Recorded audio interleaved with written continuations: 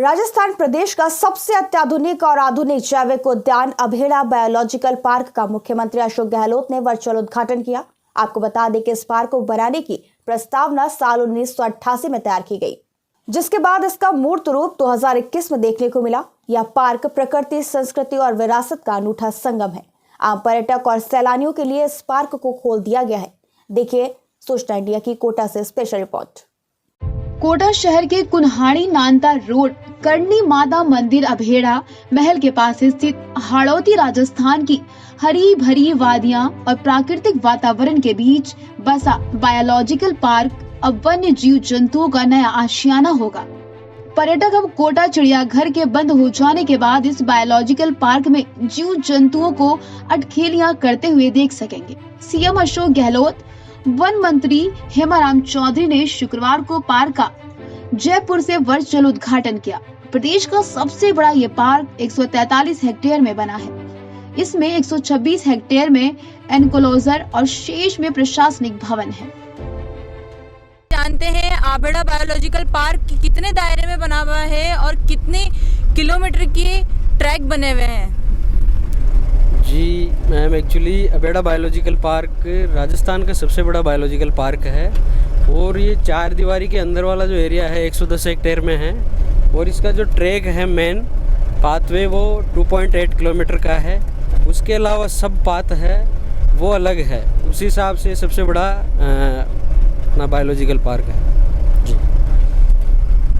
बिल्कुल, जो पर्यटक आएंगे तो उनको क्या सुविधा दी जाएगी? जो लोग पैदल नहीं देखना चाहते बायोलॉजिकल पार्क को, तो क्या सुविधा देखने को मिलेगी उन्हें? जी मैम, बिल्कुल आपका अच्छा क्वेश्चन है क्योंकि काफ़ी बड़ा ट्रैक है तो थोड़ी प्रॉब्लम्स रहेगी विजिटर्स को। तो उसके लिए या तो ई रिक्शा या गोल्फ कार्ट ऐसा कुछ ऑप्शन रखा जाएगा जिसका अलग से टिकट लगेगा और जैसे ही हमारे को परमिशन मिलती है वो हम प्रोसेस आगे करेंगे। बिल्कुल दोस्तों, आप देख सकते हैं यहाँ पे पर्यटकों को बहुत सी अद्भुत चीज़ें देखने को मिलेगी। आप लोग यहाँ ज़रूर आइए और अभेड़ा बायोलॉजिकल पार्क विजिट करिए। यहाँ पे एक ही नहीं 1000 तरह की चीज़ें आपको देखने को मिलेगी। हमारे माध्यम से जुड़े रहिए। देखने को मिलेगा बायोलॉजिकल पार्क में। अभेड़ा बायोलॉजिकल पार्क राजस्थान के लिए और मुख्यतः हमारे कोटा के लिए एक बहुत बड़ी सौगात है। ये 143 हेक्टेयर्स के अंदर फैला हुआ है। यहाँ की बायोडाइवर्सिटी ब्यूटीफुल है। ये एक ऐसी जगह बन रही है जो कोटा वासियों के लिए और पूरे राजस्थान के लिए ही एक बहुत अच्छा प्लेस रहेगा। ये पूरे स्टेट में सेकंड प्लेस पे है। सबसे बड़ा जो हमारा है वो नाहरगढ़ का है। उसके बाद अपना अभेड़ा बायोलॉजिकल पार्क बना है। यहाँ पे अभी हमारा फर्स्ट फेज़ का काम पूरा हो गया है और सेकंड फेज़ के लिए हमने पैसे की डिमांड की है और हमारा इसका जो लोकार्पण है वो माननीय मुख्यमंत्री महोदय अशोक गहलोत जी के द्वारा 18 तारीख को किया जाना प्रस्तावित है। यहाँ पर हमारे अभी 17 इनक्लोजर्स कंप्लीट हो चुके हैं प्रथम फेज़ के अंदर। उसमें हमने यहाँ पर जैसे पैंथर रखा है, टाइगर है, लायन है, जैकॉल है, इंडियन वुल्फ है, इंडियन फॉक्स है, सांभर, चीतल, चिंकारा, ब्लैक बक, ये हमने यहाँ पे इनके एनक्लोजर्स कंप्लीट कर लिए हैं और सीजेड से हमें इसकी परमिशन भी मिल गई है। फाइनली उसमें हो गया है कि भाई हम यहाँ पे इसको चालू कर सकते हैं। और यहाँ पे इस बहुत अच्छी बात यहाँ पे ये है कि यहाँ पे बर्ड्स की डाइवर्सिटी बहुत ही अच्छी है। इसको क्लोज करने के बाद हमने यहाँ पे लगभग ये मानिए कि 20,000 पौधे हमने यहाँ पे प्लांट किए हैं, लेकिन 20,000 के बाद लगभग 1 लाख पौधे यहाँ पे ऑटोमेटिकली नेचुरली आ गए हैं क्योंकि एरिया को जो बहुत ही हमने प्रॉपरली इफेक्टिवली इसको क्लोज किया है, जो दीवार चारों तरफ बनाई है उसके होने से यहाँ पे बायोटिक प्रेशर ऑलमोस्ट 0 हो गया है। यानी कि किसी तरह का यहाँ पे अवैध चराई नहीं है, अवैध कटान नहीं है।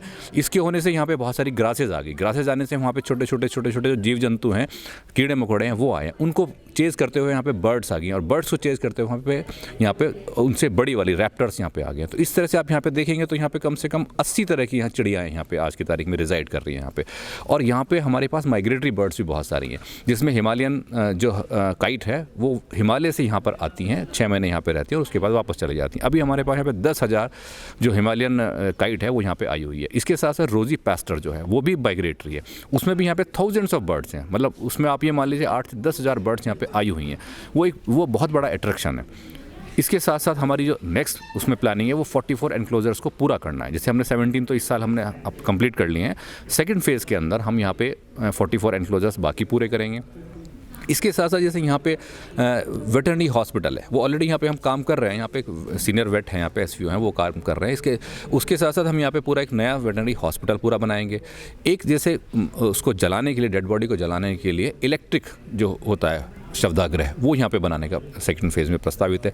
एक कैफेटेरिया यहाँ पे प्रस्तावित है। कैफेटेरिया हमने अभी यहाँ पे चालू कर लिया है, लेकिन एक बड़ा कैफेटेरिया यहाँ पे प्रस्तावित है, उसके साथ साथ हम यहाँ पे करेंगे। तो इस तरह से ये सेकंड फेज़ के काम हमारे थोड़े से पेंडिंग है। और एक इसको पैंथर प्रूफ भी करना है। चारों तरफ जो हमारी फेंसिंग है उसके ऊपर हम यहाँ पे सोलर फेंसिंग है। बड़ी बड़ी सेंचुरियों में जो आपने मज़े नहीं लिए होंगे, जैसे आप देख सकते हैं सेंचुरीज़ हैं, रणथंभौर है और भी बहुत सी गिरी है। बहुत सी सेंचुरीज़ में आप लोगों को ऐसे जो जनजीव है वो नहीं देखने को मिले होंगे, लेकिन आप अभेड़ा महल के अंदर उस लुफ्त का मज़ा ले सकते हैं। यहाँ पे आप देख सकते हैं दोस्तों, इसको मॉट कहते हैं। ये इतना एरिया है कि टाइगर जो है, जो खूंखार जानवर है, वो यहाँ छलांग लगा के नहीं आ सकता है। इसमें कैनाल बनी हुई होती है बीच में और इसको मॉट कहा जाता है। इसमें पानी भरा जाता है और आपको जब आप दृश्य देखेंगे यहाँ पे आने के बाद में, तो आपको ऐसा लगेगा कि आप खुले में जंगल में शेर देख रहे हैं, टाइगर देख रहे हैं। दोस्तों यहाँ पे बहुत ही अद्भुत तरीके से सब चीज़ें बनाई गई हैं सैलानियों के लिए, पर्यटकों के लिए। दोस्तों आप बिल्कुल दोस्तों, पक्षियों की प्रजाति में से एक बहुत ही अद्भुत प्रजातियों में से एक बाया जो पक्षी है, जो बर्ड है, आज उसका आशियाना आपको दिखाएंगे, जिसे टेलर बर्ड भी कहा जाता है और पूरी दुनिया की फर्स्ट इंजीनियर भी कहा जाता है। आइए सीधा जुड़ते हैं सुरेंद्र जी से और जानते हैं उसके बारे में। ये जो बाया पक्षी है, इसको दुनिया का पहला इंजीनियर भी कहते हैं और ये पक्षियों में एकमात्र इंजीनियर है। ये जो अपना घोंसला बनाती है वो इतनी अच्छी तरीके से और ऐसी कारीगरी से बनाती है कि उसको इंसान तो क्या, कोई और पक्षी और कोई जानवर नहीं बना सकता। इसीलिए इनको इंजीनियर कहते हैं या टेलर बर्ड भी कहते हैं। इनमें जो घोंसला बनाने का जो टाइम रहता है वो मैक्सिमम 28 से 30 दिन का होता है। और इनमें घोंसला बनाने की जिम्मेदारी जो होती है वो मेल बर्ड की होती है। जो मेल बया होती है उसकी होती है। वो घोंसला बनाता है। जब आधा घोंसला बन के कम्प्लीट हो जाता है तो उसका निरीक्षण जो है फीमेल बर्ड करती है। जब वो उसको पसंद आ जाता है तो फिर वो उसको मेल बर्ड पूरा तैयार करता है। अगर फीमेल को वो पसंद नहीं आया तो फिर मेल बर्ड जो है दूसरा घोंसला बनाता है, और दूसरा घोंसला भी पसंद नहीं आया तो फिर वो तीसरा बनाएगा, चौथा बनाएगा। जब तक फीमेल को पसंद नहीं आ जाता रहने का आशियाना या घोंसला, तब तक वो बनाता ही रहता है। और जब लास्ट में उसे पसंद आता है तब वो दोनों उसमें रहते हैं। उसी में फिर उनके अंडे होते हैं, नेस्टिंग करते हैं। और इनका ऐसा है कि ये एक पेड़ पे एक बार घोंसला बना दिया तो अगले साल भी उसी पे आकर वापस घोंसला बनाते हैं। और इनके जो कलर होता है पक्षी का वो ब्राउन भूरे रंग का होता है। और जब ये इनका जो मेटिंग टाइम होता है उस टाइम पे इनका कलर जो है हल्का पीला या गहरे पीला रंग का हो जाता है। ये सेल्फी पॉइंट है। आइए सुरेंद्र जी से और जानते हैं यहाँ पे क्या पर्यटकों के लिए और अलग अलग और चीज़ें देखने को मिलेगी और जानने को मिलेगी। अभी तो क्या है कि सभी जो जैसे भी आते हैं ना उनको सेल्फी लेने का शौक़ रहता है, खास करके बच्चों के लिए भी कुछ आकर्षण की चीज़ें होनी चाहिए। तो उनके लिए यहाँ पे ये बटरफ्लाई लगाया गया है तो इस पर बैठ के सेल्फी ले सके। पीछे जो है सारस के स्टेचू लगाए गए। जैसे सारस के स्टेचू यहाँ है वैसे पीछे तालाब में है जो सारस ओरिजिनल सारस दिखते हैं। तो स्टेचू इसीलिए यहाँ लगाया गया ताकि इनको देखे और फिर उनको देख सके कि ऐसे ही सारस है ना जो ओरिजिनल है, ताकि दूर से तो इतना दूर से तो दिखेगा नहीं, तो ये यहाँ लगाए गए हैं। उसके अलावा तालाब में बहुत से तरह के जलीय पक्षी आते हैं। क्रोकोडाइल यहाँ है ही सही।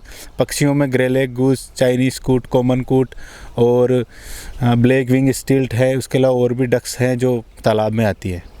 ये विरासती अभेड़ा महल का पीछे का तालाब है ना? जी मैम बिल्कुल। ये अभेड़ा महल के जस्ट पीछे वाला ही तालाब है जो यहाँ से लेके और अभेड़ा महल करणी माता तक लास्ट का इसका जो सिरा है, किनारा है, वो करणी माता टेम्पल तक टच करता है। यहाँ काफ़ी कमल के फूल भी उगते हैं, यहाँ पे देखने को मिलते हैं। जी मैम, कमल के फूल बहुत ज़्यादा मतलब तादाद में यहाँ पे उगते हैं। लेकिन उससे क्या है कि फिर इनको पक्षी जो जलीय पक्षी है उनको दिक्कत आती है, तो उनकी सफाई होती रहे तो वो अच्छा रहता है। इसलिए उनको थोड़ा सा सफाई भी करवा देते हैं क्योंकि इनको फिर तैरने में करने में इनमें दिक्कत आती है। बायोलॉजिकल पार्क में ऐसे कितने सेल्फी पॉइंट्स बने हुए हैं? बायोलॉजिकल पार्क में से 3 सेल्फी पॉइंट फ़िलहाल बनाए गए हैं। एक तो यहाँ पर है जो सारस के स्टेचू के पास है, उसके अलावा एक बिल्कुल मेन गेट के पास ही है जो एक हट में जो बांस का हट बनाया हुआ उसमें, और एक पीछे लास्ट में एक सेल्फी पॉइंट बनाया गया है।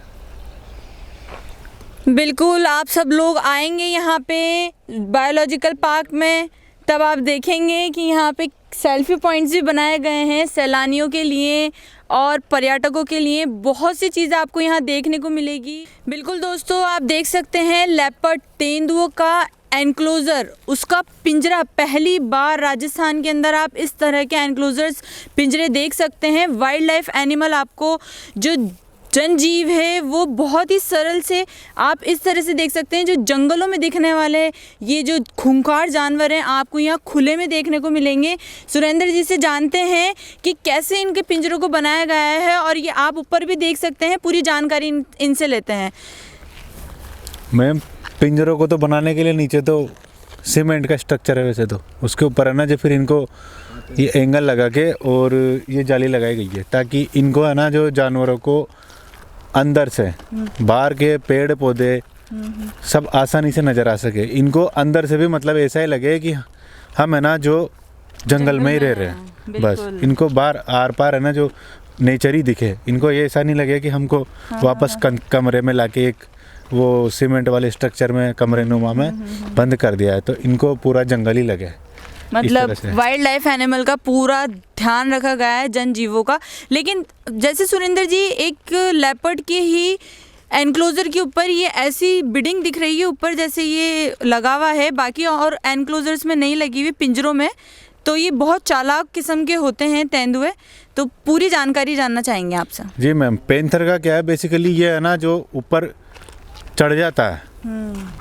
टाइगर और लोइन और अन्य जो वाइल्ड लाइफ है उनके मुकाबले ये ऊपर ज़्यादा चढ़ना पसंद करता है। ये अपना भोजन भी जो है पेड़ पे ले जाके ही खाना पसंद करता है। तो ये इस जो जाली लगी हुई है तो जाली पे ये ग्रिप आसानी से कर सकता है और ऊपर चढ़ सकता है। तो इसको रोकने के लिए लास्ट में जो ऊपरी लेवल है उस पर टीन या चद्दर का जो है वो एक लगाया गया है ताकि ये वहाँ ग्रिप ना कर सके आसानी से और बाहर एस्केप ना कर सके, भाग नहीं सके यहाँ से। बिल्कुल दोस्तों, आप देख सकते हैं किस तरह की तेंदुओं की, यहाँ के जनजीवों की अत्याधुनिक सुविधाएं बनाई गई हैं। आबेड़ा बायोलॉजिकल पार्क में हम लोग मौजूद हैं। आप देख सकते हैं किस तरह से डैन जो गुफा है इनों की, आप देख सकते हैं किस तरह से इनको बिल्कुल महसूस ना हो यहाँ रहने के बाद में कि ये किसी पिंजरे में रह रहे हैं। इसका पूरा ध्यान रखा गया है दोस्तों, पूरी सुविधाएं हैं। आप देख सकते हैं यहाँ पे तालाब किस्म का भी बनाया गया है ताकि ये पानी में रहें और इनको ऐसा ना लगे कि ये जंगल में नहीं है। पानी पानी जी ना सके, इनके लिए जो है अंदर 2 वाटर पॉइंट बनाए गए हैं। ये इनमें पानी भी पी सके और इनको जब भी कभी गर्मी लगे और इनको नहाना हो तो उसमें आसानी से नहा सके, कूद सके, मस्तियाँ कर सके, अटखेलियाँ कर सके। स्पॉटेड डियर की आप बात कर रहे हैं, ये सबसे सुंदर डियर है जो डियर फैमिली में अपन मान सकते हैं, सबसे सुंदर लगता है। इसकी बॉडी पे स्पॉट रहते हैं वाइट कलर के, इसलिए इसका नाम स्पॉटेड डियर या चित्तीदार हिरण इसको बोलते हैं। और अधिकतर ये झुंड में रहना पसंद करता है और अपने पार्क में सबसे ज़्यादा संख्या में यही एनिमल्स या वाइल्ड एनिमल आपको देखने को मिलेगा। इसमें मेल में सींग होते हैं और ये प्रतिवर्ष नए सींग गिरते हैं और नए सींग इसमें आते हैं, और फीमेल में आपको सींग नज़र नहीं आएंगे। जी मैम। 126 हेक्टेयर में इसको बायोलॉजिकल पार्क को बनाया गया है, तो क्या आगे देखने को मिलेगा, आगे इसमें अद्भुत क्या चीज़ें देखने को मिलेगी पर्यटकों को? जी मैम, जैसे आप बोल रहे हैं कि इतना बड़ा जो बायोलॉजिकल पार्क है, तो बायोलॉजिकल पार्क की थीम ही यही है कि आपको वाइल्ड एनिमल नेचर के साथ जोड़कर हम दिखा सकेंगे। क्योंकि पहले वाले जो जू थे वो जैसे मैनेजरी जू थे, उसके बाद थोड़ा उसमें सुधार हुआ, और ये जो 5 जनरेशन का जू है जिसके अंदर हम नेचर और वाइल्ड को साथ में जोड़कर फौना और फ्लोरा जिसे अपन कह सकते हैं। बिल्कुल दोस्तों, आप देख सकते हैं यहाँ पे 2 नर और 1 मादा है। रानी आप मेरे पीछे देख सकते हैं, बिल्लियों की प्रजाति में सबसे समझदार और सबसे होशियार प्रजाति है लेपर्ड तेंदुए की। आप देख सकते हैं जब आप यहाँ पे आएंगे biological park, Abheda biological park में, तो आपको ये जनजीव जो जंगल में देखने को मिलते हैं इतनी आसानी से नहीं देख पाते, लेकिन आप इजीली यहाँ पे देख पाएंगे। क्या पर्यटकों को और कैसे देखने को मिलेगी यहाँ पे जो अपने आप में बिल्कुल अलग हटके हो तेंदुओं के अलावा, और ऐसा क्या मुख्य आकर्षण होगा यहाँ पे? अभी तो तेंदुओं के अलावा यहाँ पे जो है टाइगर और लोइन और स्लोथ बियर के एनक्लोजर हैं वो तैयार हुए हैं। फर्स्ट फेज़ में अभी टोटल 18 एनक्लोजर बन के तैयार हुए हैं, लेकिन जब पूरा ये कंप्लीट हो जाएगा तो 44 एनक्लोजर बनेंगे इसमें। तो उसमें फिर बाहर दूसरे जो एनिमल हैं, जो नए एनिमल, हो सकता है बाहर से कोई ऐसा अट्रैक्टिव एनिमल आए तो वो मुख्य आकर्षण का कारण बने यहाँ पे देखने के लिए। अभी तो फ़िलहाल जो है यहाँ पे तेंदुआ है, तेंदुआ के अलावा जैकोल, वुल्फ और हाइना है। और एनिमल जो लोइन और टाइगर हैं उनको भी मतलब यहाँ पे लाने का जो प्रोसेस है, प्रक्रिया वो चालू है।